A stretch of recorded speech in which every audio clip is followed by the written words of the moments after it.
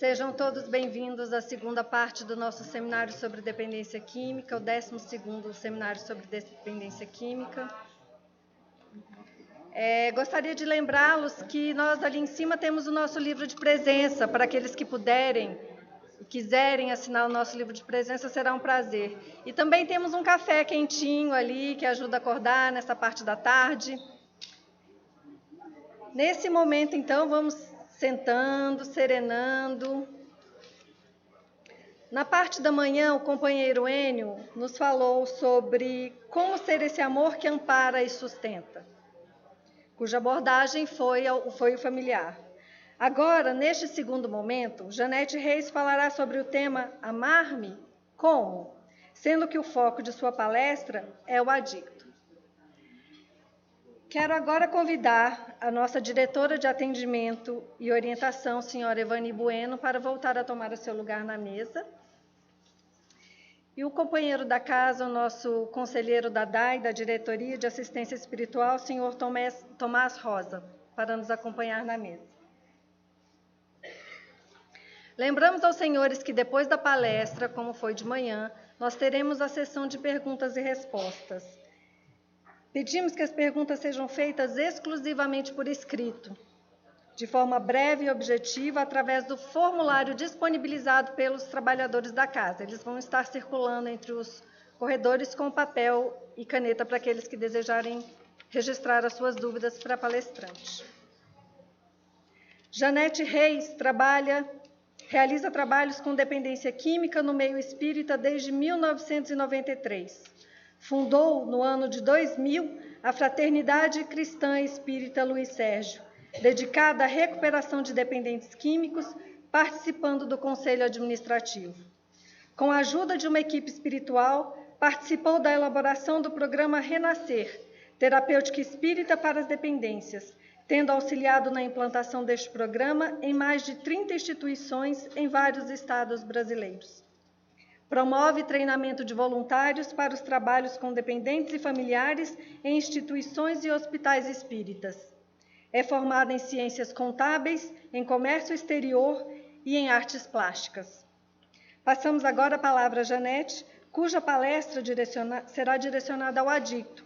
Tratará do tema Amar-me como. Por favor, Janete, os próximos 90 minutos são seus.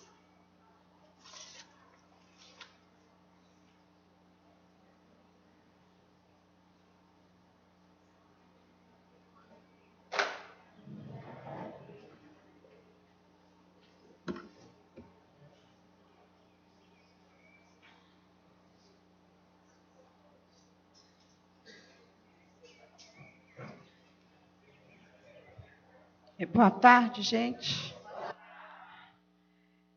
Primeiramente, eu quero agradecer, pelo convite para vir aqui falar sobre esse assunto que eu amo. E eu me sinto muito honrada, de participar desse seminário, principalmente assim, A gente viu aí o Enio, a gente sabe da competência dele, então estou muito honrada com esse convite. E o que eu vou trazer aqui para vocês é resultado desse trabalho que nós fazemos lá em Belo Horizonte, Então, eu espero que a gente possa trazer uma contribuição para esse tema, tão difícil aí, que é o auto-amor.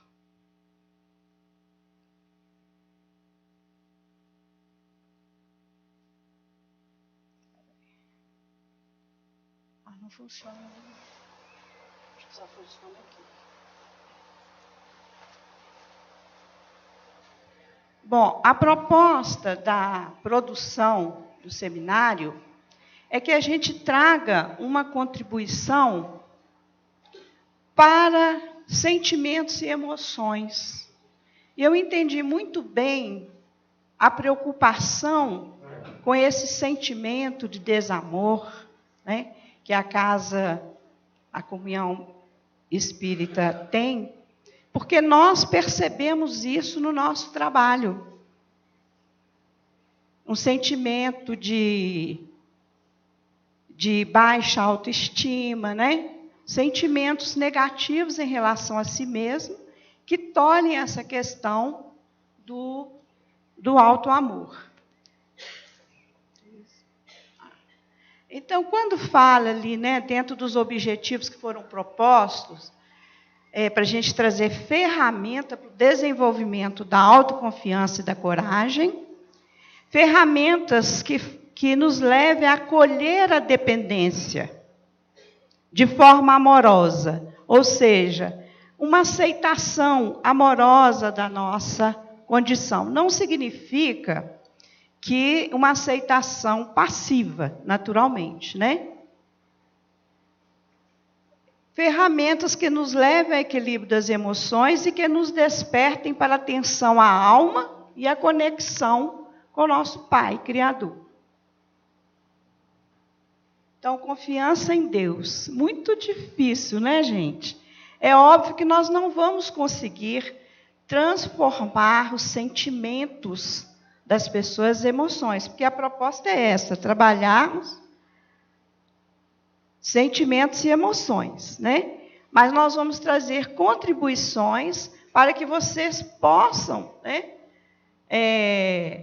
em cima disso aí, se trabalharem esses sentimentos e essas emoções negativas.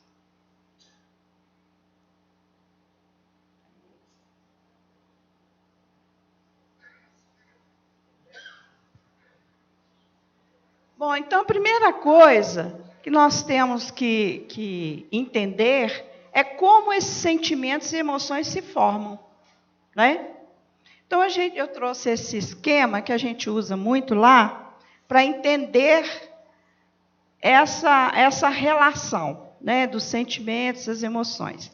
Então o que nós percebemos é o seguinte: nós temos aqui o Código Ético Estético Moral, que na verdade é um conjunto de valores e crenças que todos nós temos, cada um, né, com o seu próprio conjunto de valores, que foram formados durante a nossa trajetória, né? O nosso processo evolutivo. Esse conjunto de valores é que determina os nossos pensamentos, os nossos sentimentos e emoções, que vão determinar o tipo de decisão que nós vamos adotar em nossas vidas e a ação que nós vamos empreender. Então, observem que tudo começa com os valores. Muitas vezes a gente fala com a pessoa, você tem que mudar seus pensamentos. Mas alguém consegue controlar seus pensamentos? Ninguém consegue. Por quê?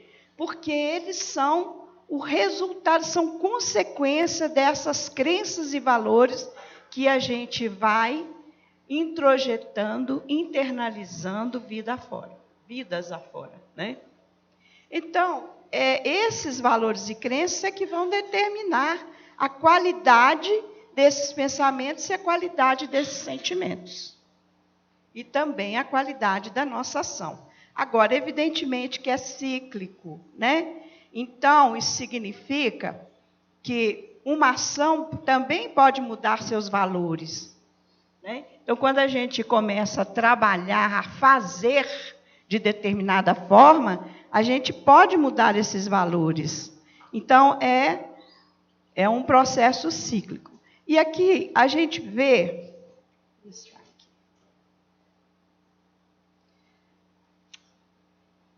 eu estou apanhando um pouquinho desse... Mas vocês tenham paciência. Ele está meio duro aqui no meu passado. Então, a gente vê aqui o papel da nossa alma, né? Porque dentro dos objetivos fala atenção à alma. Por quê? Né? Porque a nossa alma, gente, quanto mais... Quando eu quero, ele não vai. A nossa alma, quanto mais a gente vai evoluindo e transformando esses valores, mais ela vai tendo um papel importante nesses pensamentos, na qualidade desses pensamentos. Porque a nossa alma é o Deus em nós, né? Então, ela sempre quer caminhar para Deus. Não é verdade? Mas Enquanto a gente estiver em valores e crenças negativos, materialistas, ela atua menos, né? Nós vamos entender isso mais para frente.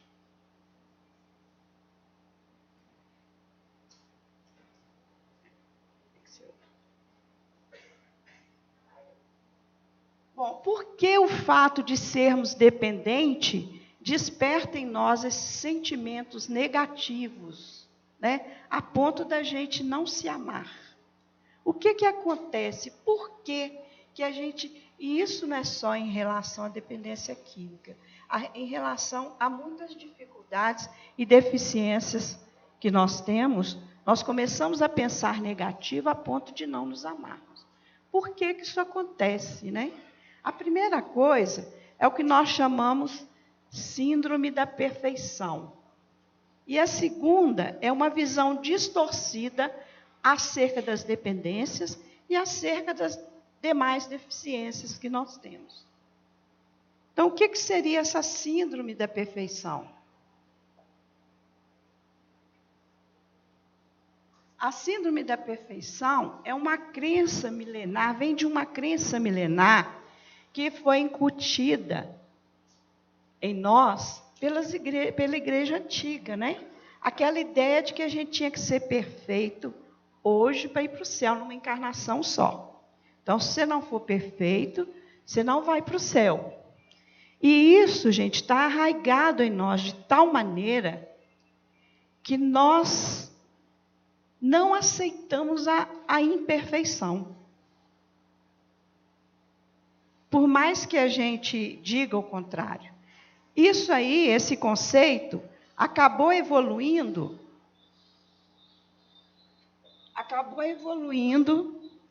para o conceito de que só os perfeitos são amados por Deus. Aquela ideia, né? Deus só ama os perfeitos. E isso ainda evoluiu para um outro tipo de crença, que é a de que é preciso sermos perfeitos para sermos amados. Em razão disso, todos nós buscamos essa perfeição instantânea. E nos enganamos de que somos perfeitos. Tanto que a gente não aceita crítica, né? A gente não aceita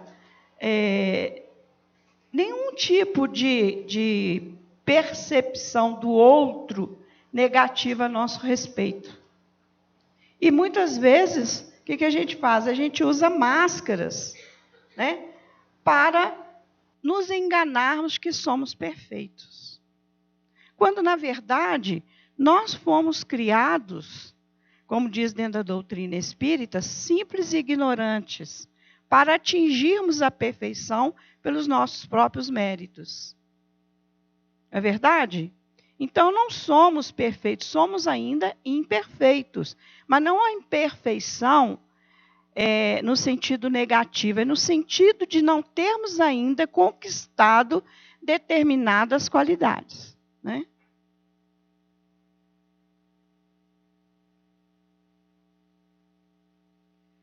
Então, dessa crença é que surgem tanto os julgamentos quanto os autojulgamentos. E aí vem a estigmatização, né? Colocando estigmas em cima de determinadas deficiências, os preconceitos, a padronização. A gente vê que na sociedade tem padronização para tudo. Padrão de beleza, padrão de sucesso. E nós acabamos usando isso como referencial da nossa autoanálise, né? Os autojulgamentos, dele vêm os sentimentos de inferioridade, sentimentos de incompetência e o desamor. Né? Por quê? Se eu tenho que ser perfeito e eu não sou, então qual é o conceito que eu vou ter de mim?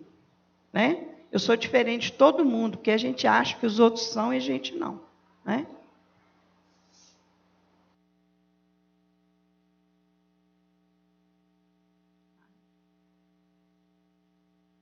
Ai, que cada hora é um. Vocês desculpem aí, viu, gente?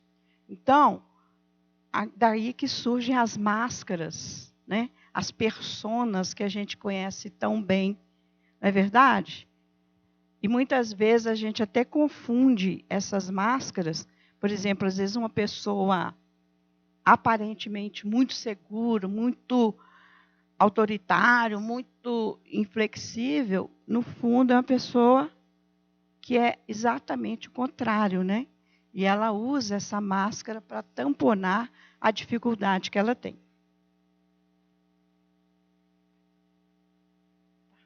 Mas é porque tem muitas coisinhas. Acho que... E tem hora que ele está duro. Bom, então, gente, essa visão distorcida das dependências, nós falamos sobre a síndrome da perfeição, agora aquele segundo ponto, que é a visão distorcida, né? Vem de um conceito que existe na sociedade de que a dependência é uma fraqueza de caráter, né? Ou mesmo a falta de vontade, ou a moral duvidosa, o Enio até tocou nesse assunto. A indolência. E muitas vezes a gente fala, não, eu não tenho esse conceito. Eu compreendo perfeitamente. Mas na hora que o familiar tem uma recaída, a primeira coisa que o parente diz, você não tem jeito não, você não tem força de vontade, você não quer recuperar. Exatamente por quê? Porque esses estigmas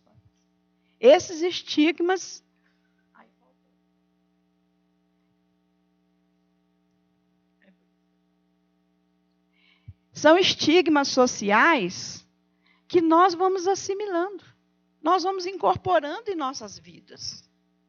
E isso fica arraigado de tal maneira que ele vai compor o quê? Ele vai compor aquele código estético moral, né? O nosso conjunto de valores. Então, nossos pensamentos vão ter por base esses estigmas. Os nossos sentimentos vão ter por base esses estigmas. Então, não é à toa que a gente não consegue se amar.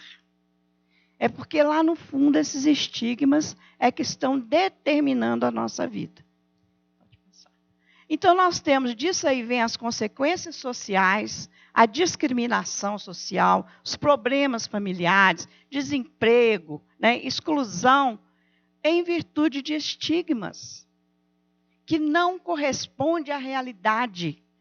Eu espero mostrar isso aqui para vocês, né, que isso não tem nada a ver com a realidade da dependência, que ela é muito mais simples do que a gente imagina. Aí também vem as consequências psicológicas, né? Que são aquelas que a gente conhece, que eu já mencionei, a culpa, a vergonha, a baixa autoestima, a depressão, por causa dos estigmas sociais. Então, isso vai ter uma repercussão muito forte na nossa recuperação também, né? Então, assim, as desistências, as recaídas, geralmente têm a ver com esses conceitos arraigados no nosso íntimo. Bom, então o que nós precisamos? Primeiramente, romper com essa crença da perfeição instantânea, tirar as nossas máscaras, entender a nossa imperfeição, para podermos caminhar, né?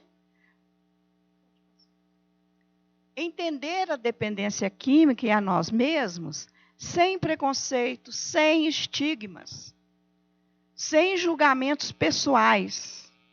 É o que eu vou tentar fazer aqui com vocês, tá? Por fim, nós temos que quebrar esses paradigmas materialistas. É muito interessante, né? A gente, espírita ou espiritualistas, né? E, no entanto, a gente abraça esses conceitos materialistas, esquece de olhar a coisa do ponto de vista macro, né? Do ponto de vista espiritual. Então, o que nós temos que fazer? Ter uma visão não materialista, analisar dentro da ótica espiritual. E aí, gente, a coisa se simplifica. Então, eu vou trazer para vocês um conceito que nós adotamos nesse programa Renascer e que tem ajudado muito os recuperandos e os familiares, né? Porque traz uma visão diferente, uma visão mais voltada para o ser espiritual.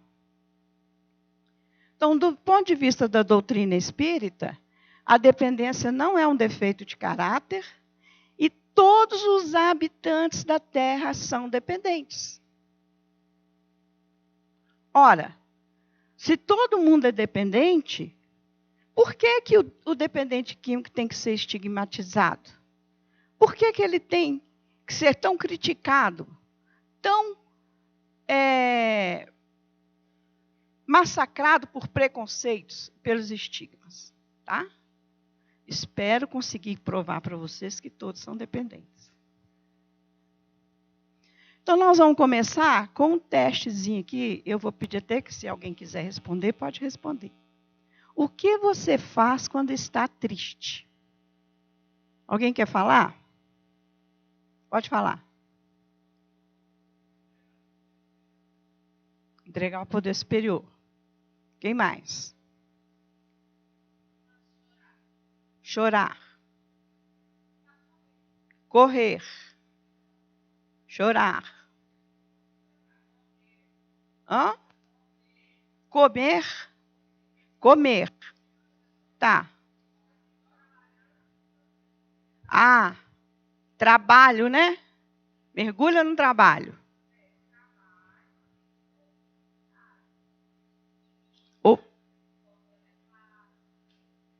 A música, inários, para elevar a vibração, né? Tá. Se isola. Ok. Vamos passar aí. Pode passar. Então, gente, observe o seguinte. Nós colocamos aqui algumas respostas que eu encontrei na internet. Eu encontrei na internet um site que fala 10 dicas para você se livrar da tristeza. E tem mais uns 2 sites que oferecem 50 dicas. E eu li todas. E é mais ou menos isso aí que está colocado. Eu desabafo num diário, busco uma atividade para me fazer rir, faço uma oração, igual a companheira lhe disse que vai ouvir os inários para elevar a vibração, né? Outro se isola, vai ao teatro, lê um bom livro, fazer uma oração, né? Mas observem que nenhuma dessas soluções é interna. Todas são externas. Mesmo a oração, nós costumamos fazer a oração como se a gente tivesse aqui, Deus lá, né? Pai, conceda isso e tal, né? Numa expectativa de que a solução venha de fora para dentro. Então, raramente a gente busca uma solução dentro de nós. Esse site, 50 dicas, nenhuma era para que a pessoa refletisse sobre a própria tristeza. Né? Pode passar. Ah, não voltou. Me desculpe. Então, gente, todos na Terra temos a necessidade de buscar recursos fora de nós para resolver conflitos internos. Isso é importante entender, porque está aí começando a origem da dependência. Então, nós buscamos as soluções externas, no caso da tristeza, ou em outros casos também semelhantes de determinados conflitos, o que a gente observa? O que a gente fala? Ah, estou sofrendo por causa do que ela me fez.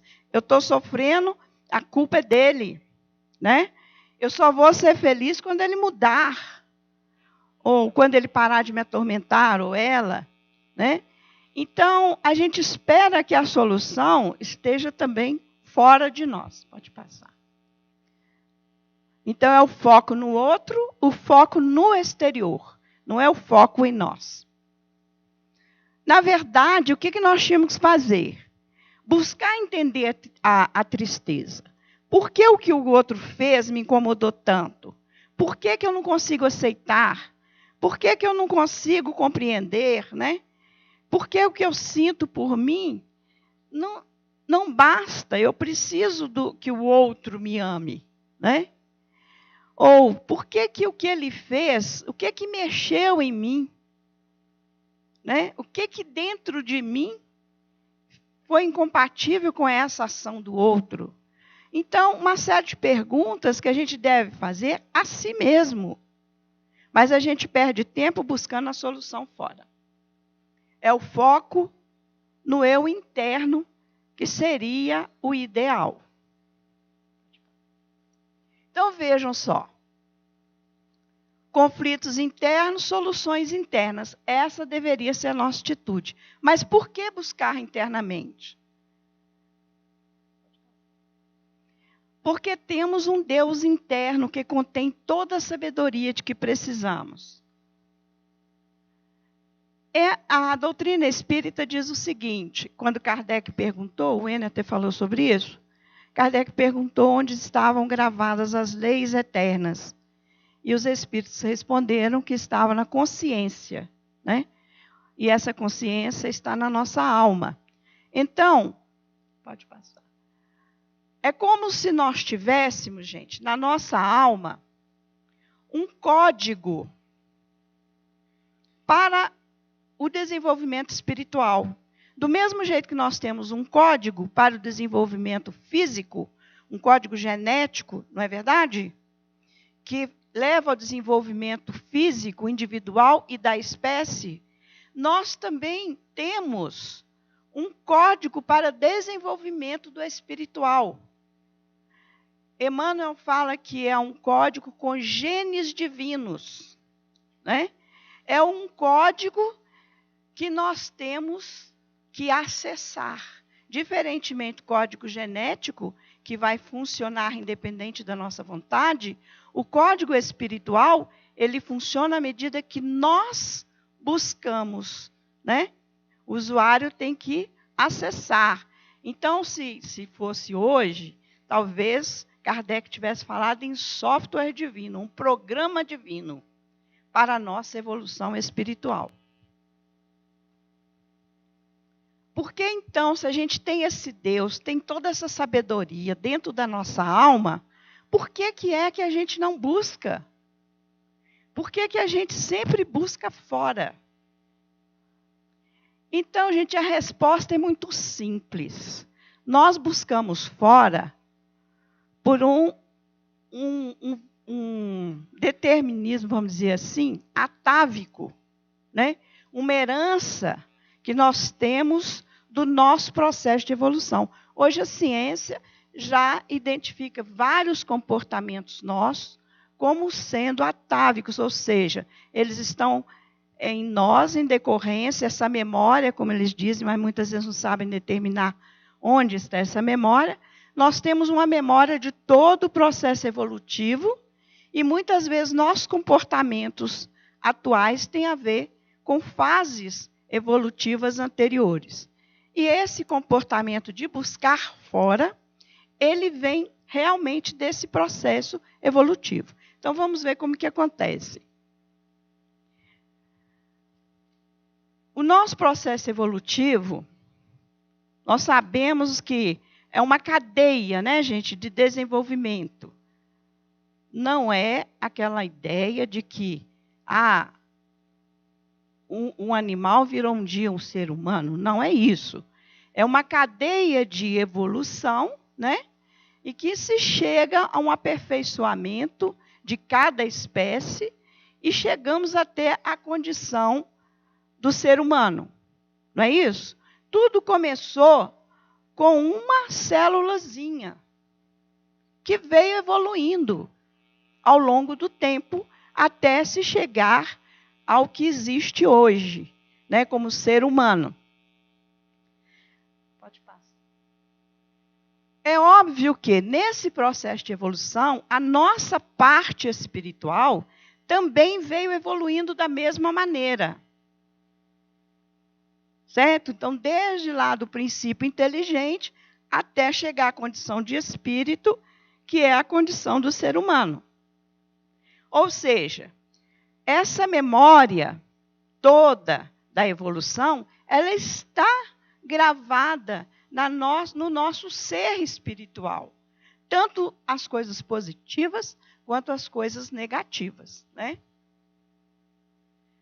Para chegar à condição de ser humano, levou-se 1 bilhão e 500 milhões de anos.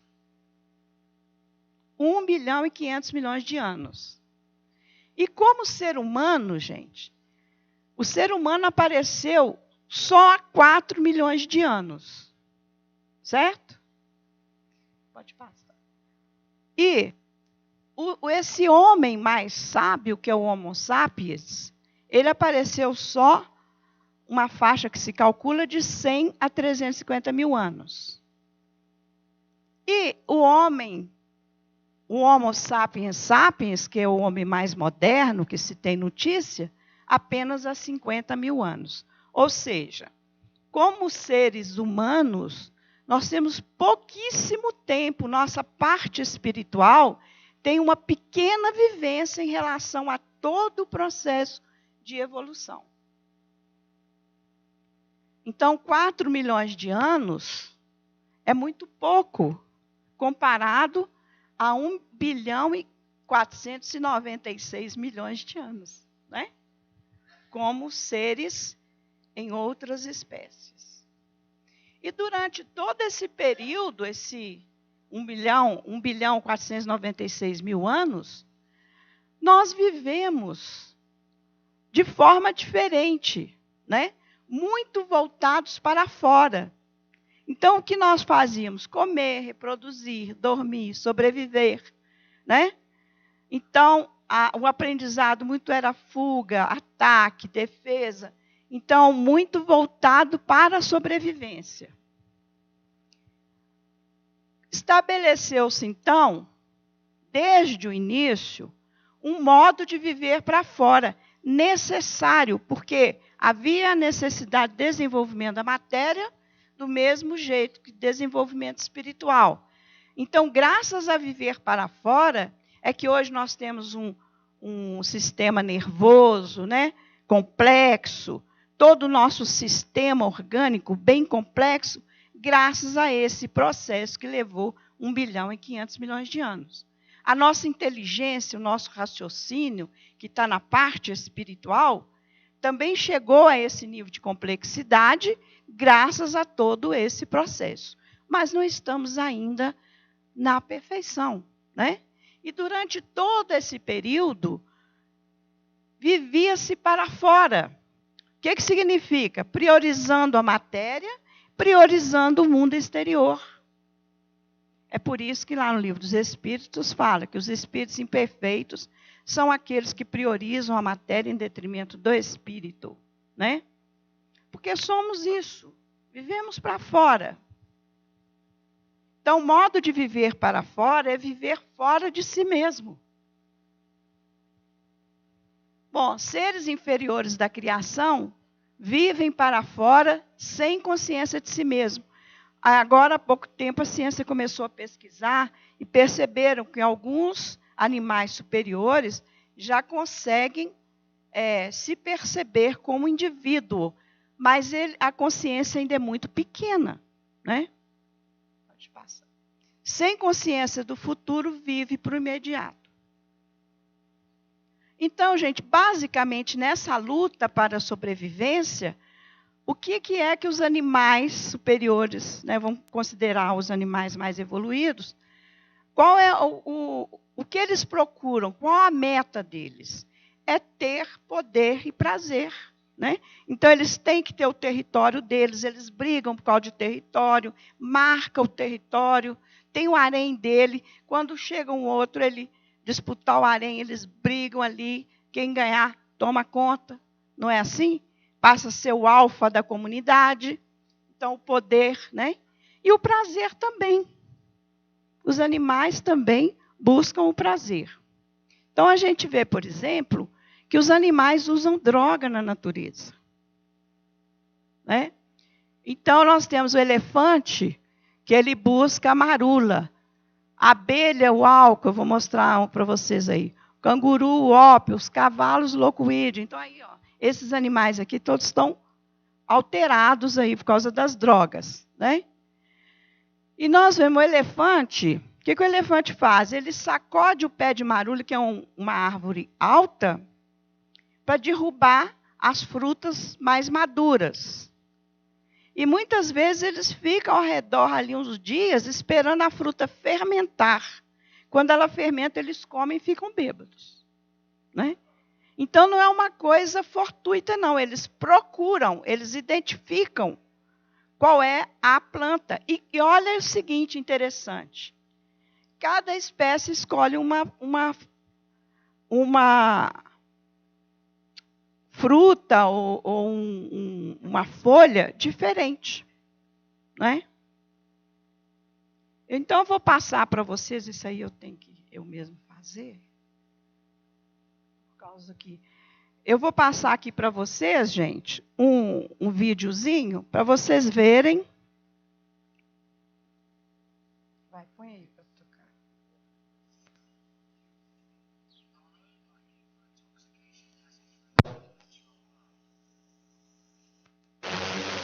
We even have similarities with bees.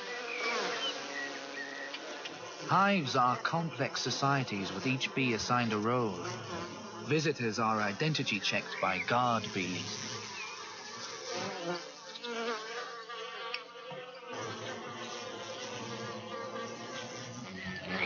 Workers gather nectar and pollen.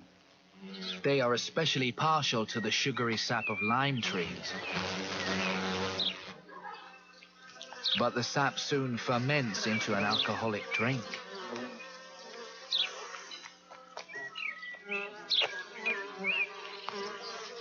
Alcohol affects bees much as it affects us. Their beeline back to the hive soon takes a few turns for the worse.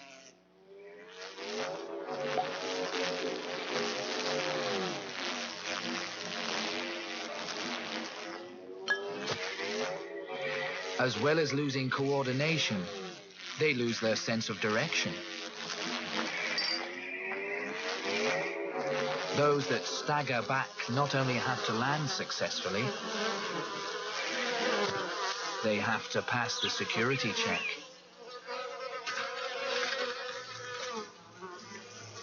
Like bouncers, the guards evict drunk and disorderly bees from the premises. Their role is to stop behavior that disrupts the smooth running of the hive.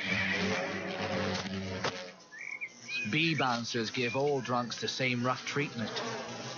Persistent offenders may even have their legs bitten off. They literally end up legless.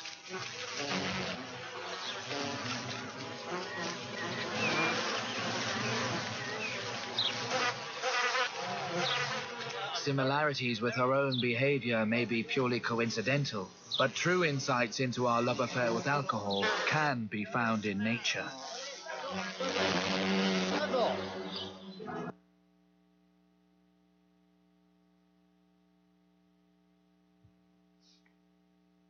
Então, vocês viram aí, gente, que a colmeia, inclusive, tem até já regras, né, com relação ao uso do álcool pelas abelhas. Então, se elas insistem em continuar buscando as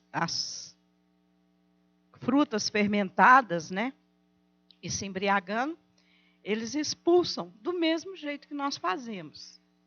Ou seja, quem copiou quem? Né?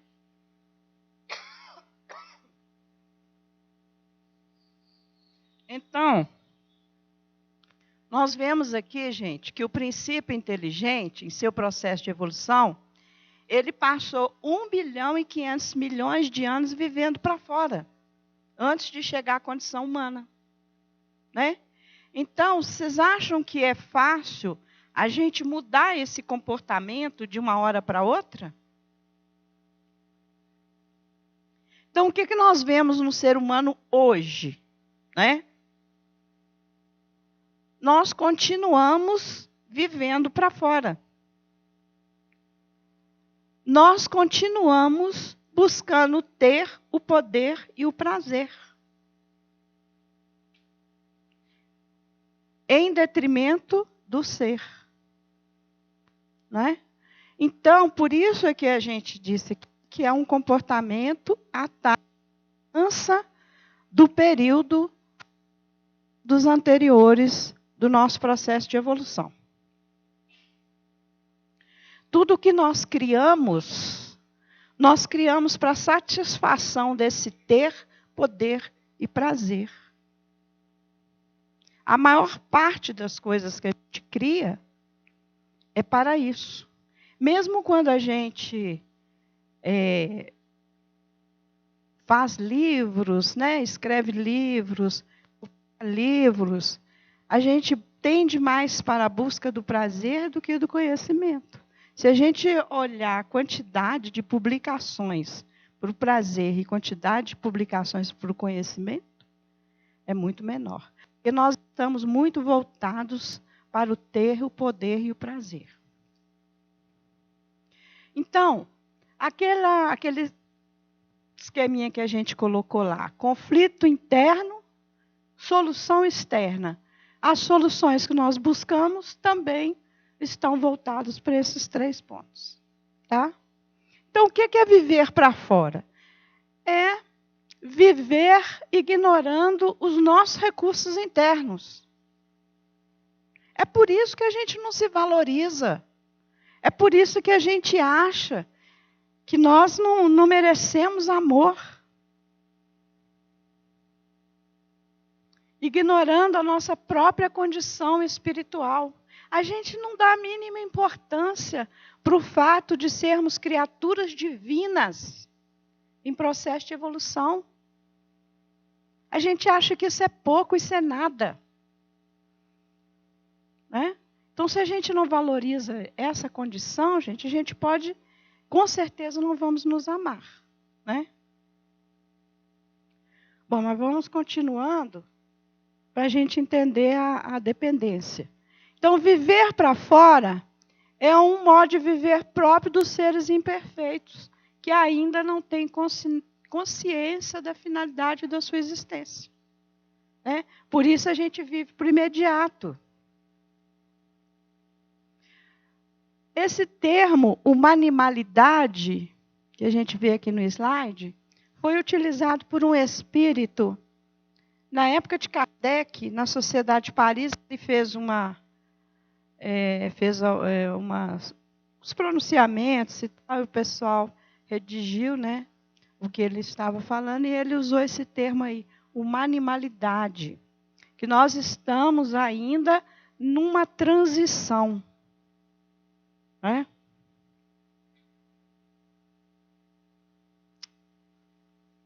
Então, gente, esse modo de viver, ele tem 2 raízes, 2 origens, que a gente já falou. A supremacia da matéria e a vivência desconectada da sua condição espiritual. Certo? E tem 2 consequências. A primeira delas é a criação e a interiorização de valores materialistas, ou seja, fora da nossa realidade espiritual. Nós somos seres materiais e espirituais, mas nós desconsideramos essa parte espiritual. Na questão da dependência, é muito raro a gente ouvir uma definição que aborde do ponto de vista espiritual. Geralmente é do ponto de vista material. Mas nós não somos seres materiais. Né? Nós somos seres espirituais estagiando na matéria. Então, não pode dar certo essa definição. E, em decorrência dessa interiorização de valores e crenças materialistas, vem a visão distorcida da vida, do mundo e uma visão distorcida de nós mesmos. Né? Então, na verdade, nós nem sabemos quem somos. As duas origens são herança da nossa passagem, né, pela animalidade, é uma herança desse processo. E as duas últimas surgem aqui na fase humana e vai se aprofundando enquanto nós não encontramos o caminho da espiritualização. Então, gente, isso também é um círculo, né? É um círculo vicioso também. Começa ali com a supremacia da matéria sobre o espírito, desconexão com a alma. E quando nós estamos em desconexão com a alma, nós estamos em desconexão com Deus. Porque como a nossa alma é o que em nós tem maior poder vibratório por causa desse código divino, é através da nossa alma que nós nos comunicamos com Deus. Por isso que a oração da boca para fora não funciona. Tem que ser introjetada, ela tem que vir, né, dessa conexão com a nossa alma. E daí vem a interiorização de valores distorcidos, né, com enfoque materialista e essa visão distorcida. Então, é esse ciclo. Então, o que a gente percebe, então, é que a parte de cima ali é a origem, a parte de baixo ali as consequências. Então, essa parte aí das origens, é ela que faz com que a gente busque soluções externas. E a parte das consequências é que gera os conflitos internos. Tá? Por que eu tenho baixa estima? Porque eu não me valorizo como ser espiritual. Por que eu sinto culpa? Porque eu não entendi nada do que é um processo de evolução. Então, todos esses sentimentos negativos é incompreensão, desconhecimento de quem somos. Então, é uma autodefinição totalmente fora da nossa realidade de seres espirituais. Então, a visão que nós temos da dependência química e das outras dependências é totalmente furada e gera todos esses sentimentos por ser uma visão distorcida da nossa realidade espiritual. Então, aquelas origens e consequências estão na base desse círculo vicioso de buscar soluções fora de nós, certo? Então, nós temos exemplos aqui, alguns exemplos do que são esses valores, né, distorcidos. Por exemplo, não existe felicidade sem dinheiro. Aí muita gente fala, não, mas eu não acredito nisso. Mas no dia que fica sem dinheiro, fica profundamente infeliz, entra em depressão. Né? Por quê? Porque o que ele está falando é uma coisa, mas o que está lá dentro é aquilo ali. Ó, não existe felicidade sem dinheiro. Valores materialistas que nós incorporamos no nosso reservatório moral, nosso reservatório de valores e crenças, né? Existe uma pessoa certa para nós que nos fará feliz. Ah, não pensa isso, não, isso é bobagem. Mas fala em alma gêmea, metade da laranja, né? Achei a minha cara metade, e ai daquele que não corresponda. Não, vou separar porque ele não serve para mim, ou ela não serve para mim. Né? Então, ainda estou procurando a minha alma gêmea. Na verdade, isso não existe. O problema não é o outro, o problema sou eu. Eu não consigo aceitar as pessoas diferentes de mim, não consigo aceitar as pessoas com suas imperfeições. Então, o problema não é o outro, sou eu. Né? Mais uma vez, a gente vai responsabilizar o outro. Né? Os ricos são seres favorecidos por Deus. Aí eu pulei ali. Bem-sucedido é alguém que tem dinheiro ou fama. Se eu falar com você assim, pense numa pessoa bem-sucedida. A gente vai pensar num Bill Gates, num Brad Pitt. Né? O último que a gente pensa é Jesus, né? Que foi o mais bem-sucedido. Ele conseguiu espalhar uma filosofia numa época que não existia internet, não existia carro, não existia a mídia toda que nós temos, né? E só com 12 pessoas, ele espalhou para o mundo todo e a filosofia dele sobrevive 2000 anos. Então, esse é um bem-sucedido. Mas o bem-sucedido para nós é aquele que tem fama e riqueza, né, gente? Beleza é fundamental. Quanto mais magro, mais bonito. Quem não estudou não é ninguém na vida. É ou não é verdade? Às vezes a gente chega para o companheiro e fala, olha, assuma aí um grupo de apoio. Ah, eu não tenho capacidade porque eu não estudei. Então, essa coisa está lá dentro. Né? Como se a inteligência, os 1.500.000.000 de anos que você viveu não fosse nada. Só porque você não tirou o diploma nesse ano, você não é ninguém? Você não tirou diploma nessa encarnação, você não é ninguém?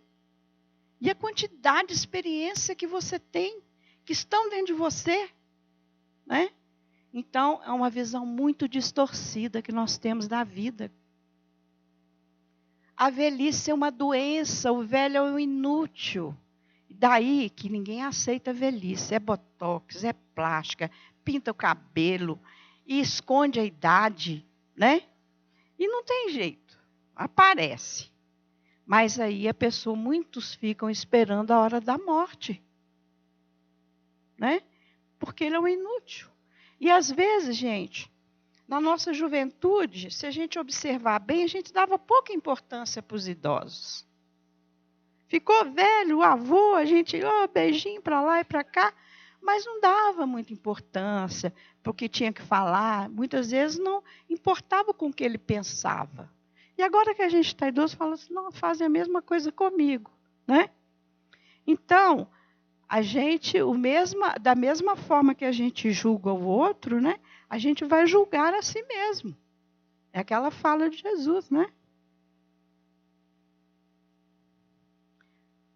Então, o modo de viver para fora, gente, é um modo de viver baseado em valores materialistas. Então, se a gente pegar aquele esqueminha, o que a gente vai ver? Os valores materialistas vão gerar uma autopercepção distorcida.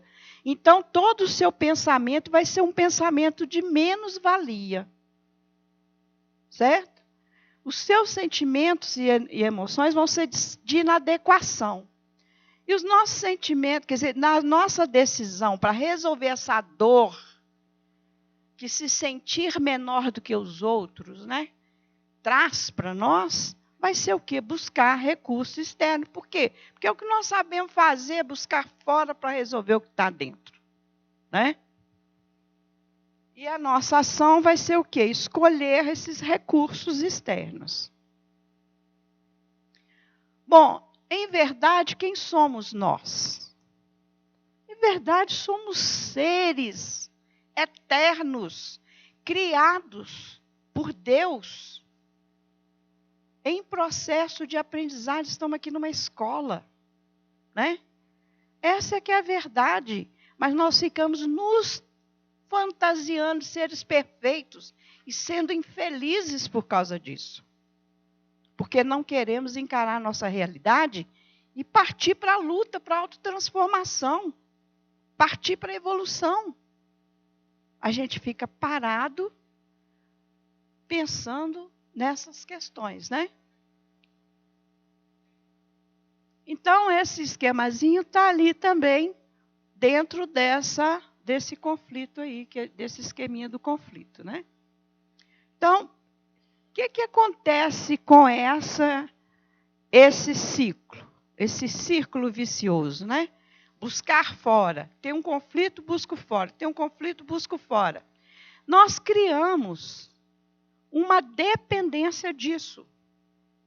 Nós somos dependentes disso. Tanto é que ninguém aqui deu um exemplo de buscar dentro para resolver a tristeza. Se a gente vai lá no site, a gente não acha uma sugestão de buscar dentro a resposta. Porque nós todos estamos viciados nesse esqueminha. Do eu aqui, busco solução fora. Né? Muitas vezes a solução fora é só xingar, bater porta. Ainda assim é uma solução externa. Né?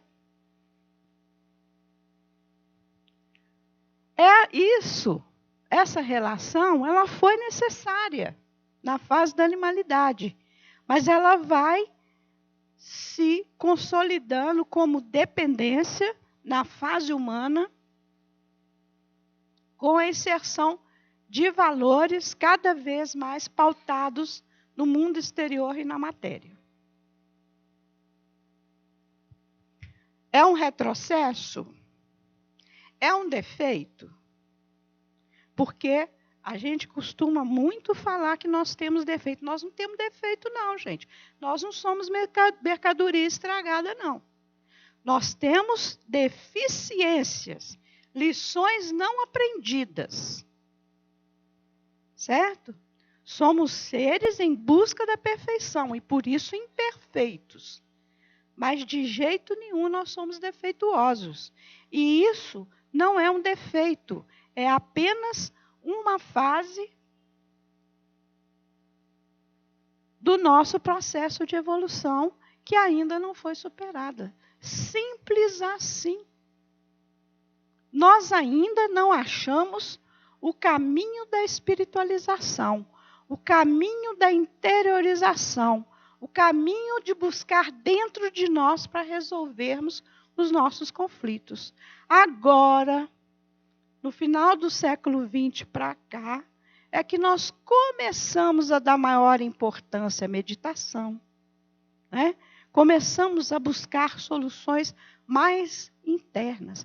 Até pouco tempo atrás, 10 anos atrás, se falasse dentro do meio espírita em meditação, não, isso não é espírita. Tanto que quando a gente implantava o programa Renascer nas casas, ele tem uma meditaçãozinha no final de cada reunião, e a gente mesmo não dava muita importância, a espiritualidade que encaminhou para a gente colocar, em muitas casas eles retiravam essa parte, porque não era espírita. Se é a salvação do espírito, a interiorização, como é que não é espírita? Né? Então, agora que nós estamos nos abrindo para isso, mesmo dentro do espiritismo, né? Dentro da doutrina. Então, gente, essa relação conflito-solução externa é uma fase típica da nossa evolução. Ela se torna uma relação de dependência na fase humana e vai nos acompanhando existência fora. Portanto, se ela vai nos acompanhando a existência fora, é porque ela está no princípio inteligente, ou seja, ela está no nosso espírito. Ok? Ela está gravada no nosso corpo espiritual. Todos os nossos valores passageiros são gravados no nosso corpo espiritual. E todas as conquistas definitivas estão na nossa alma. É por isso que Paulo disse que ainda que o homem exterior se corrompa, o interior, a alma, sempre se renova. Né? Então, essa parte, esse Deus em nós, ele não se deturpa, ele não cai, ele não retrocede. A doutrina fala isso, mas as pessoas às vezes não entendem muito bem isso. E ficam dizendo, nossa sociedade está assim, está todo mundo retrocedendo. Nós não estamos retrocedendo, não, gente. O que está acontecendo na sociedade é que está tendo uma globalização da informação. Hoje as informações chegam em tempo real. Então, a gente está tendo a oportunidade de conhecermos melhor a humanidade, conhecer as suas mazelas, né? Sempre existiram, só que eu me lembro quando eu era criança, uma notícia demorava 1 ano para chegar. Morreu um artista em Hollywood, a gente ia saber 1 ano depois, né? E hoje essa coisa em tempo real. Então, isso é que leva a gente a ter impressão, esse acúmulo de comunicação, né? Essa quantidade de informações faz com que a gente pense que a humanidade está regredindo, que os valores estão retrocedendo. Não. Nós somos assim mesmo, vamos encarar de frente, isso que está aí, somos nós. Certo? Só que agora está mais evidente com a mídia, né, globalizada. Então, essa dependência, gente, por estar no espírito, nós chamamos de dependência espiritual. Então, essa dependência de buscar fora para resolver conflitos internos, todos nós temos. E essa dependência se chama dependência espiritual. É uma dependência do espírito. Ok? Então, voltando àquele esqueminha nosso, aqui no buscar recursos fora, né, nós temos aqui a dependência de recursos externos, que na verdade é a dependência espiritual. E o que a gente busca? A gente busca droga, a gente busca jogo, a gente busca pessoas, né? A gente busca mentira, a gente busca maledicência. São objetos externos que a gente utiliza para resolver nossos conflitos internos, as nossas máscaras, né? Daí é que vai surgir as dependências desses objetos. A dependência de jogos, a dependência química. Então, existe uma causa das dependências, que é a dependência espiritual. A dependência química e as outras dependências são efeito. Então, veja só, todos nós temos essa dependência de buscar fora, que se chama dependência espiritual.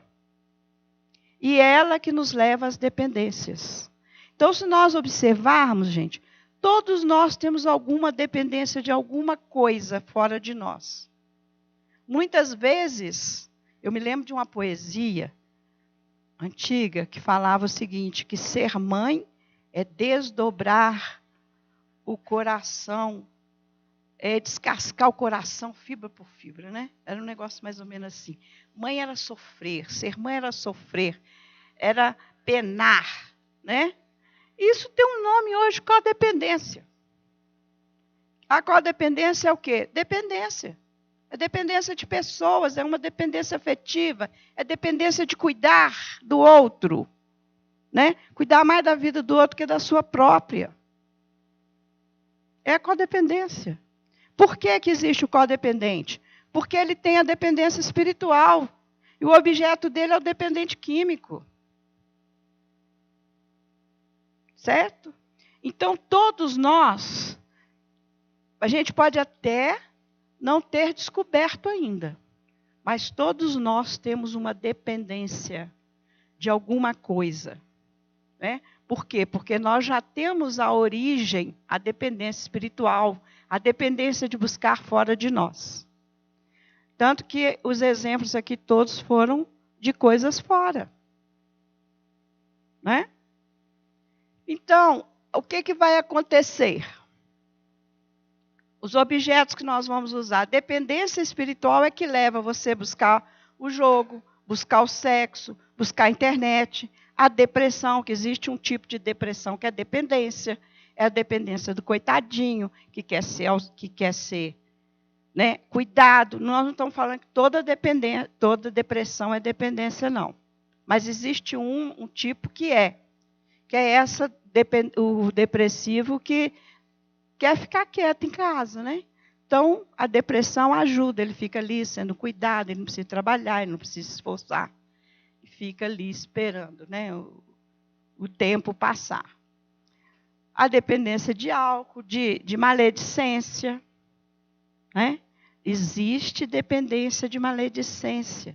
Não é só o maledicente. Existe uma dependência compulsiva de maledicência. Pessoa que só consegue se relacionar com o outro falando mal de um terceiro. A pessoa não consegue criar uma amizade pelo que ela é. Né? Tabaco e outras coisas. Dependência de pessoas, né? Que pode ser uma dependência afetiva, pode ser uma codependência. Então, todas as dependências têm a mesma origem, que é a dependência espiritual. Ok? Então, vamos aprofundar aqui mais um pouquinho. Nós temos aqui, ó, a origem da dependência está lá no modo de viver para fora, que é um resquício da animalidade, né? Está lá nos valores materialistas. Não é isso que nós vimos? Esses valores materialistas vão gerar autopercepção negativa, os sentimentos de inadequação.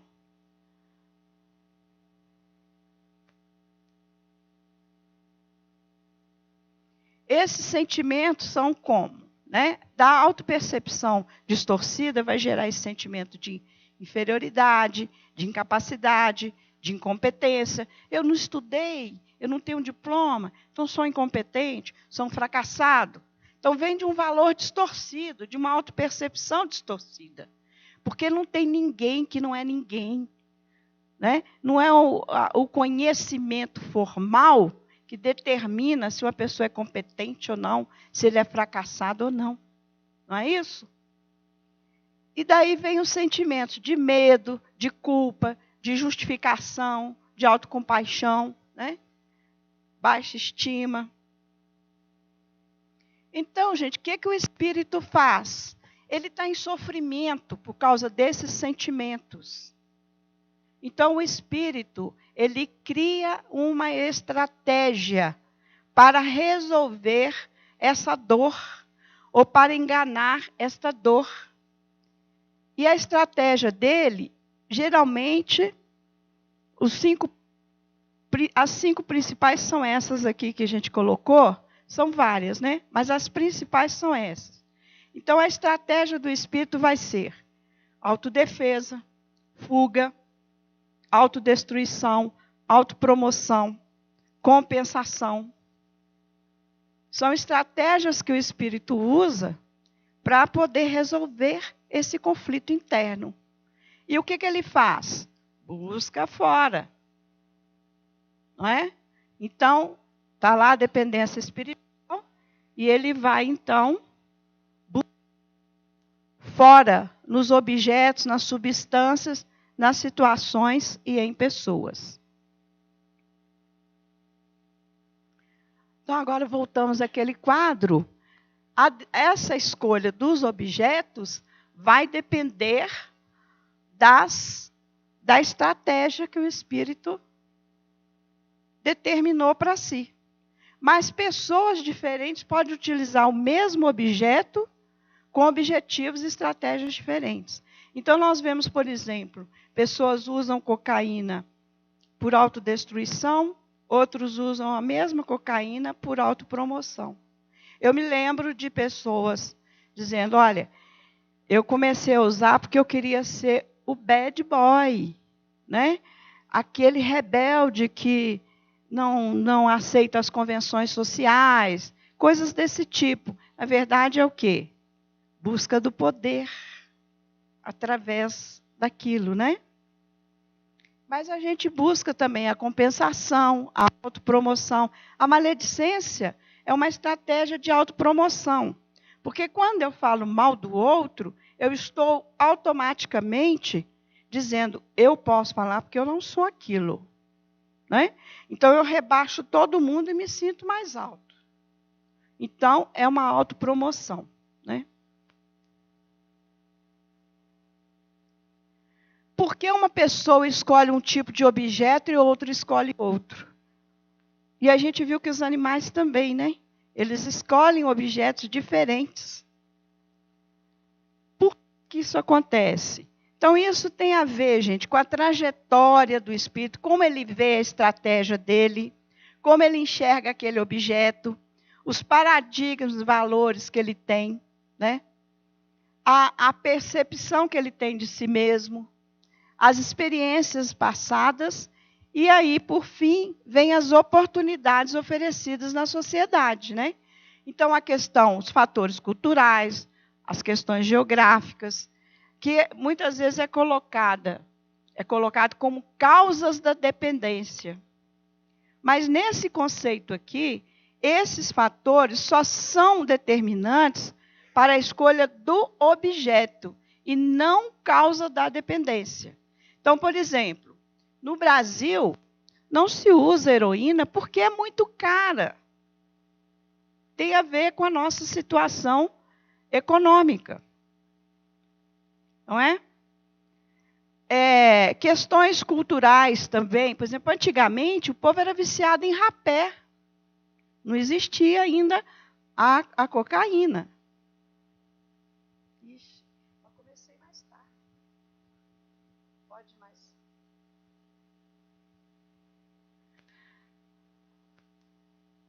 Então, vamos lá, gente, que nós estamos em cima. Então, eu trouxe uns exemplos para vocês. Nós estamos muito em do horário. A dependência digital. O que acontece? Por termos a dependência espiritual, gente, a sociedade cria, vai aparecer pessoas, porque nós já estamos predispostos a buscar coisas fora de nós, certo? Então, nós temos aqui a dependência digital, a anorexia, uma dependência, a pessoa quer emagrecer porque ela tem uma crença de que ser magro é ser bonito, e é preciso ser bonito, ser belo para ser amado. Então, na verdade, em busca desse amor, né, a pessoa acaba... E vocês percebem que a pessoa não enxerga que ela já emagreceu o suficiente, porque não é ela que está determinando, não é a consciência exterior, é o espírito, né? Nós temos a vigorexia, também é uma crença, o valor que está por trás disso é aquele, beleza é igual a músculos, né? Para ser amado eu tenho que ser belo. Então a pessoa vai buscando isso aí e chega a um nível de perturbação da sua condição orgânica, né? O acumulador compulsivo é uma pessoa, às vezes, que teve uma perda ou perda material, ou perdeu uma pessoa, entre aspas, perder, porque nós não somos donos de ninguém, né? E ela tenta, então, através da compensação, ela se compensa acumulando objetos, né? Essa coisa, em vez de resolver a dor da perda dentro de nós, a gente busca uma coisa fora para compensar, né? Então, guarda tudo, né, gente? Tem esse esporte aqui que mata muita gente, é proibido quase no mundo inteiro. E esses grupos se reúnem, e eu vi um documentário, eles mostrando foto, que a maioria das pessoas já tinham desencarnado, né? Então, assim, é uma autodestruição. E hoje, a dependência mais recente é essa dependência celular, do WhatsApp, né? Já tem, inclusive, pesquisas aí sendo feitas pela Universidade Federal do Rio de Janeiro sobre a dependência do WhatsApp, né? Então, a estratégia é a fuga. Cria-se uma realidade virtual e a pessoa, então, foge da realidade mesmo objetiva. E a gente está vendo aí as crianças. Por quê? Porque também são espíritos com o mesmo processo, né, gente? A dependência espiritual. Então, a dependência química é a mesma coisa. É só um objeto que a pessoa escolheu. A diferença entre um dependente e outro é unicamente a dependência, é o objeto escolhido. E nós vemos que a compulsão com qualquer objeto é muito parecida com a compulsão do uso de drogas. Por isso é que está se reformulando algumas definições que a sociedade vinha colocando, né? Então, está se discutindo muito essa questão da dependência, porque se percebeu que a compulsão pelo jogo é tão grande quanto a compulsão pela droga, né? A compulsão pelo acúmulo de objetos a compulsão é tão grande quanto a compulsão de drogas. Eu assisti um documentário em que o psicólogo fez um teste com a senhora que acumulava bonecas. Ela tinha uma casa cheia de bonecas, né? E ele falou assim, olha, eu vou pegar esse objeto aqui, você me empresta ele por 1 minuto. Aí ela falou, empresto. Aí ele saiu da vista dela, em menos de 20 segundos ela estava passando mal, porque ele estava com um dos objetos entre milhares. Então, assim, a compulsão é tão grande quanto a compulsão de drogas. Então, não adianta a gente querer simplesmente deixar o objeto. Nós temos que resolver a dependência espiritual. Se a gente não resolver, o que acontece? Se eu largo o álcool, eu vou... Então, a gente observa que as pessoas, quando elas entram em abstinência de uma coisa, elas acabam buscando outro objeto. Por quê? Porque a dependência de buscar fora continua lá. A dependência espiritual continua lá. Por isso que a gente troca de objeto. Então, naquele esqueminha que a gente fez, o que nós temos que resolver? Primeiramente, a dependência espiritual. E como que nós vamos resolver essa questão espiritual, da dependência espiritual? Trabalhando lá o viver para fora. Ou seja, trabalhando a questão dos valores, né? Saindo dos valores materialistas, buscando valores espiritualizados, valores condizentes com a nossa condição de seres espirituais. É por isso que a gente vê na sociedade que os casos de resolução da dependência são aqueles em que a pessoa busca alguma espiritualidade. Há um estudo feito sobre o AA, eles chegaram à seguinte conclusão: os casos de sucesso do AA são os casos em que houve um trabalho paralelo de espiritualidade. Então, os grupos de AA que trabalham as questões mais da espiritualidade, eles têm mais sucesso, um tem mais sucesso do que o outro, né? Então, o que nós precisamos fazer? Buscar valores transcendentes, para que a gente tenha um novo modo de pensar. Se fizermos isso, nossos sentimentos não serão mais esses sentimentos de menos-valia. Nós vamos reconhecer as nossas dificuldades, mas não vamos sofrer por causa delas, porque é natural que sejamos assim. Nós fomos criados para buscarmos a perfeição pelos nossos próprios méritos. Então, faz parte da nossa condição essas buscas que temos feito, apesar de muitas vezes parecer uma coisa muito fora dos padrões, né? E aí a gente chega a um novo modo de viver, um novo modo de pensar e um novo modo de viver. Nós dizemos no nosso trabalho que é pensar como espírito, para vivermos como espírito, pensarmos como seres espirituais. E não é difícil fazer isso não, gente. Viu? Parece, mas não é não. Pensar como espírito, viver como espírito.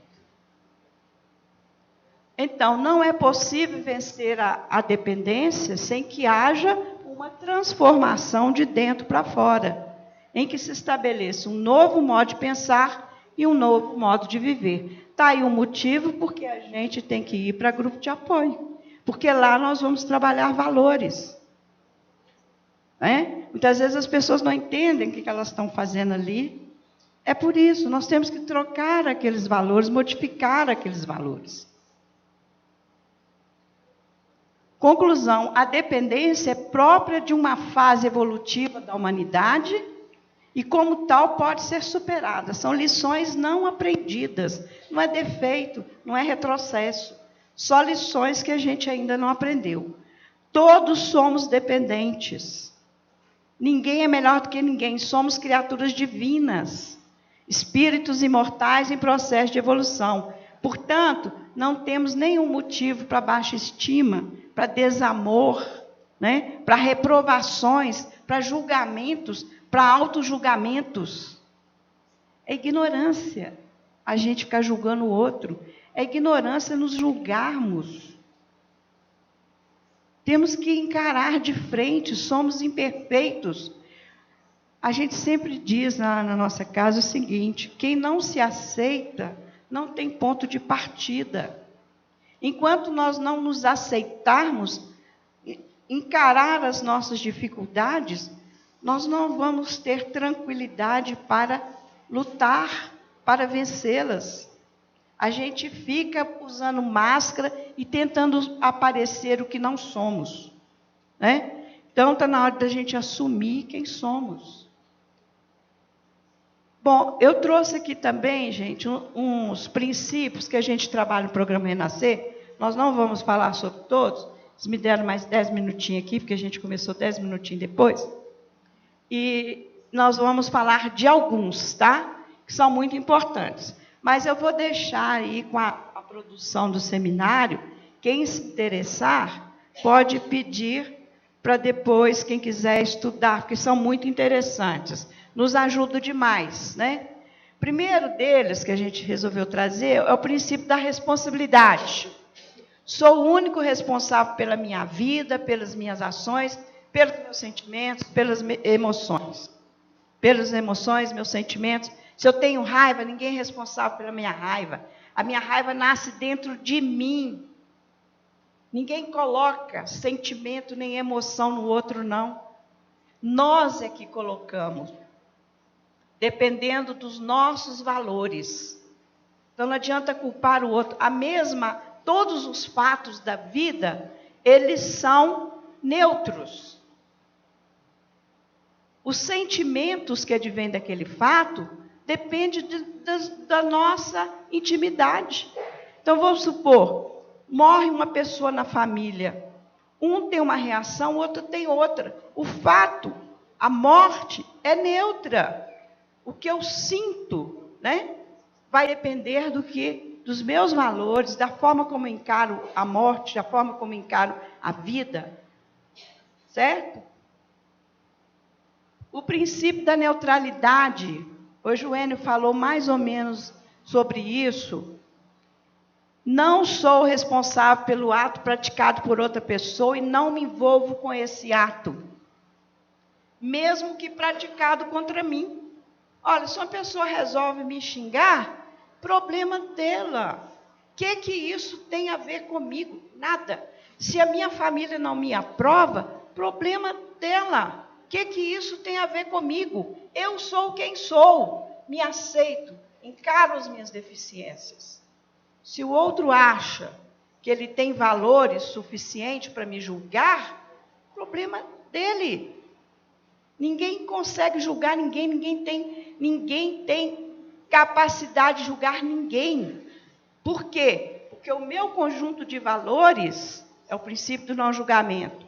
O meu conjunto de valores está baseado na minha trajetória, resultado do meu processo de evolução. Portanto, só serve para mim, só serve para julgar a mim mesmo, não serve para julgar ninguém. Como é que eu posso querer que uma pessoa se enquadre nos meus conceitos, sendo que ela viveu 1.500.000.000 de anos sem eu conhecê-la, e hoje eu acho que ela me deve explicações do seu comportamento, né? Isso é totalmente irracional. É isso que é pensar como espírito, gente. A gente sempre pensar no outro como um ser espiritual. Quem sou eu para julgar? Né? Eu não consigo nem me conhecer. Quero conhecer o outro. Não é verdade? O princípio da valorização do ser, que o Enio falou, que era aquela questão de separar o adicto. Ele falou, né? Separar o adicto do personagem. Nós falamos a mesma coisa de uma maneira diferente. Está lá no Evangelho segundo o Espiritismo. Nós temos que separar o indivíduo do ato que ele pratica. Está lá no comentário dentro do Evangelho segundo o Espiritismo. Porque o ser é um ser espiritual, criação de Deus. Quem somos nós para desvalorizar uma criação de Deus?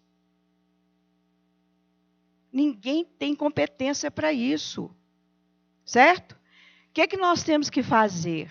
Valorizar esse indivíduo como criatura divina.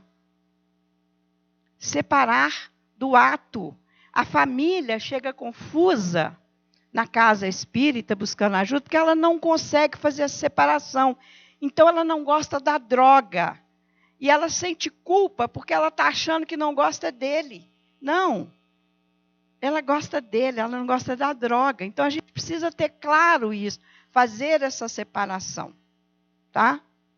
É a mesma coisa do diálogo. Quando a gente vai dialogar, nós temos que separar a pessoa das ideias que ela tem. As ideias são passageiras, os atos são passageiros. Quantas coisas nós fizemos no passado que não fazemos mais? Não é verdade? Por quê? Porque nossos valores mudaram, então nossos sentimentos mudaram, nossa ação mudou. Então, gente, por que a gente vai condenar uma pessoa por um ato que ela está praticando hoje, se aquilo tem a ver com o processo dela? Né? Muitas vezes a gente condena um ato que nós já praticamos no passado. Né? O princípio da aceitação e da alteridade, que a gente sempre fala o seguinte: não tem nada errado no mundo, tudo está certo, todo mundo brigando aí, qual o presidente que vai ganhar. Qualquer um que ganhar é o reflexo do que nós somos, está certo. Se aquele não ganhasse, não haveria o próximo passo, a evolução. Então, está tudo certo, gente. Não tem nada errado. Para que ficar brigando por causa disso? Vamos deixar que as coisas aconteçam do modo que tem que acontecer. Né? E a vida é assim. Se nós não aceitarmos o que está à nossa volta, a nossa família, o nosso vizinho, o primo chato, e etc., nós não temos ponto de partida. Tudo o que está colocado na nossa volta é para o nosso aprendizado, são ferramentas e instrumentos para o nosso crescimento. Então, vamos valorizar, né, a mãe que pega no pé, vamos valorizar aquele vizinho chato que vem toda hora lá pedir as coisas na sua casa. Vamos valorizar, tudo faz parte. Talvez ele venha para que você se desapegue, né? Tudo tem uma razão de ser. Tem uma frase que a gente usa muito que é o seguinte: nós atraímos aquilo que precisamos aprender. Porque nós temos o registro e tudo acontece por sintonia. Então, aquilo que eu preciso aprender vai aparecer para mim. Não adianta fugir. Sai de um casamento, acha o outro parecido. Né? Porque você precisa aprender aquela lição. Então, se você quer sair daquilo, acabar com aquele sofrimento rápido, aprenda com a situação. Essa que é a solução. Aprender com o que estamos vivendo. Tem o princípio da harmonia, que é muito interessante. Os conflitos que entre deficiências incompatíveis. Quando há um conflito, a gente costuma achar que a minha virtude foi ofendida pela deficiência do outro. Leia do engano. A minha deficiência não está conseguindo viver com a deficiência do outro. É o caso do autoritário, que não dá conta de viver com o rebelde, que ele quer mandar, o rebelde não quer obedecer. Então vai ter conflito. Então os conflitos, eles servem para a gente se indagar. Qual a minha deficiência está sendo mexida pela deficiência do outro? É para que você se conheça. É por isso que as pessoas com deficiências incompatíveis com a nossa estão ao nosso redor, para que nós possamos nos conhecer e nos trabalhar. E não adianta fugir, porque nós vamos encontrar um outro na frente com a mesma dificuldade.